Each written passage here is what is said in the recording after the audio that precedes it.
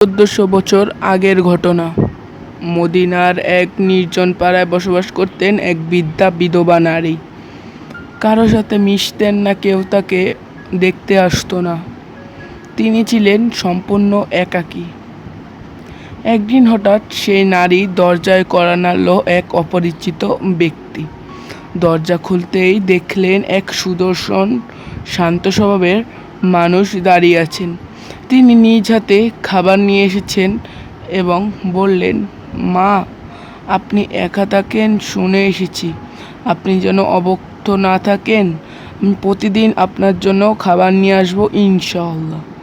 এইভাবে একদিন নয়, 2 দিন নয়, প্রতিদিনই তিনি আসতেন, খাবার দিতেন, ঝাড়ু দিতেন, ঘর পরিষ্কার করতেন, আর কিছু না বলেই চলে যেতেন। বৃদ্ধা ভেবেই পান না কে এই তরুণ, এত ভালোবাসা, এত বিনয়। একদিন তিনি আর সহ্য না করতে পেরে জিজ্ঞেস করলেন, বাবা, তুমি কে? কেন আমার এত কষ্ট করো?